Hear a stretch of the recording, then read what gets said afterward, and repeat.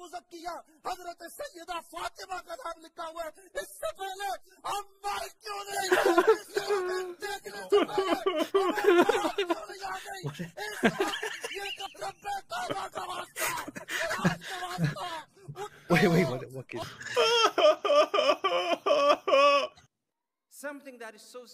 Quelque chose de tellement sérieux, de tellement grave, que presque tous les jours, je dois y faire face. Tous les jours. Et ce sont les jeunes musulmans qui quittent l'islam. Selon les études qui ont été réalisées, tous les 2-3 ans, une moyenne de jeunes musulmans, les jeunes quittent l'islam.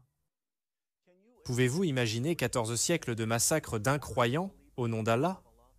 De viols de femmes captives, forcer les gens à se convertir et exécuter quiconque tente de quitter et finir par tout perdre à cause d'Internet, de Facebook, de YouTube, alors que les musulmans continuent de courir dans tous les sens en se frappant la poitrine et en criant « L'islam est la religion qui connaît la croissance la plus rapide au monde ». Les dirigeants musulmans reçoivent appel après appel. En tant qu'imam, en tant que leader communautaire, j'ai vu cela et j'en ai vu beaucoup. Ces derniers temps, de nombreux parents m'appellent et me disent « Et j'ai mes 2 jeunes filles, par exemple, ou j'ai une fille, elle est adolescente, ou elle est maintenant à l'université. Mon fils, il a tel âge et il est allé à l'université. Et maintenant, il doute de l'islam. Elle veut enlever son hijab. » Ils ont des doutes sur cette question et ils se demandent donc ce qui se passe. Mon fils vient de dire qu'il n'est plus musulman. Ma fille vient de dire qu'elle ne veut plus porter le hijab. Et la communauté musulmane ne sait pas quoi faire, car elle n'est pas habituée à cela. Pendant 14 siècles, elle a fait face à l'apostasie par la violence et l'intimidation. Maintenant, elle ne peut plus, et il n'y a pas de plan B dans l'islam. Bilal Phillips prévient la communauté musulmane du Canada qu'elle est en difficulté. La communauté musulmane, ici, dans une situation minoritaire, est une communauté à haut risque. Il admet que dans un pays musulman, la situation est différente, en raison de la pression culturelle qui pousse à se conformer. Dans nos pays, où les gens grandissent en pratiquant l'islam, en tant que culture, en tant que tradition. Tout le monde se conforme en raison de la pression de la communauté, des proches. Le résultat est qu'il est rare que les gens annoncent leur apostasie dans les pays musulmans. Il est rare de trouver dans nos pays d'origine un jeune homme ou une jeune femme musulmane s'adressant à ses parents, à sa famille, et leur disant « Je ne crois pas en Allah ». Mais les choses sont différentes en Occident, même pour les parents musulmans, qui élèvent leurs enfants pour qu'ils soient des musulmans pieux. Lorsque j'étais à Doha, au Qatar, une sœur m'a appelé d'ici, d'une famille religieuse pratiquante, active sur le plan islamique. Elle dit « Mon fils a mémorisé le Coran à l'âge de 10 ans. » Évidemment, un enfant qui a mémorisé tout le Coran en arabe saura que l'islam est vrai parce que le Coran est tout simplement incroyable en arabe. Mais à l'âge de 15 ans, 5 ans plus tard, elle appelle. Elle dit « Il est rentré à la maison et nous a dit qu'il ne croyait pas en Allah. » Phillips entend tellement d'histoires de jeunes quittant l'islam qu'il doit avertir la communauté musulmane de l'avalanche d'apostasie qui s'annonce. Et si nous ne prenons pas de mesures constructives pour y faire face, cela va devenir une avalanche, un tsunami qui va heurter notre communauté de telle manière que nous aurons un temps très difficile à nous tenir debout. Cela va nous renverser. Une avalanche d'apostasie? Un tsunami d'apostasie? Qu'est-ce que cela va causer?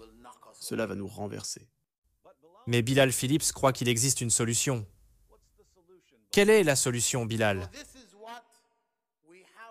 Voici donc ce que nous devons transmettre à nos jeunes gens. Nous devons les connecter au Coran,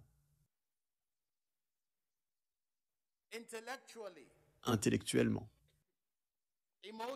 émotionnellement, psychologiquement, physiquement, de telle manière qu'il n'ait aucun doute. Les connecter au Coran pour qu'il n'ait aucun doute? C'est si adorable. Bilal, les jeunes qui lisent le Coran, et ceux qui leur donnent des doutes. Parce que le Coran contredit totalement tout ce qui leur a été dit par les dirigeants musulmans et les parents musulmans. Quand les jeunes lisent le Coran et qu'ils vont vers leurs dirigeants musulmans et leurs parents musulmans et leur demandent « Pourquoi Allah ordonne-t-il aux hommes de battre les femmes rebelles? Pourquoi Allah nous ordonne-t-il d'attaquer les juifs et les chrétiens ?» Leurs dirigeants et leurs parents répondent « Oh, ce qu'Allah a vraiment voulu dire est quelque chose de complètement différent de ce qu'il a dit. » Et cela ne supprime pas les doutes, cela augmente les doutes. Parce qu'on a dit aux jeunes musulmans que Allah est un horrible communicateur qui ne peut pas dire ce qu'il veut dire. Il n'y a donc aucun moyen d'empêcher les jeunes de douter du Coran. Qu'est-ce que tu as d'autre, Bilal? Et aussi, ils devraient connaître Rasulallah sallallahu alayhi wa sallam. Ils devraient bien le connaître. La même erreur. Comment les jeunes vont-ils apprendre à connaître Mohammed?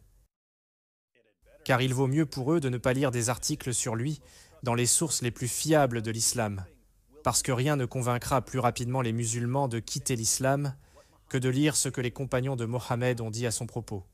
La seule chose que les dirigeants musulmans et les parents musulmans peuvent faire est donc d'essayer de convaincre les jeunes musulmans de croire en un Mohammed fictif qui n'a jamais existé, en leur donnant des livres modernes sur Mohammed qui présentent une version édulcorée et blanchie, une version Walt Disney de Mohammed. Mais cela ne va pas aider, car il y a des gens comme nous qui vont dire à ces jeunes musulmans la vérité sur Mohammed. Et nous serons ceux qui citeront les sources les plus fiables de l'islam.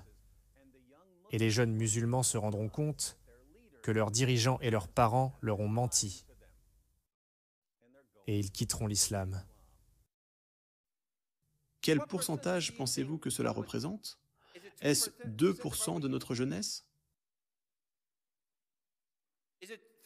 3%? Donnez-moi un chiffre. Je veux partager avec vous. Donnez-moi un chiffre. 10? 5%? Non, je veux plus. Plus de 5. 15? Plus. 20? Plus. 24% des jeunes musulmans quittent l'islam. Applaudissons la jeunesse musulmane. Mais je pense qu'il manque quelque chose à ce clip. 24% des jeunes musulmans quittent l'islam.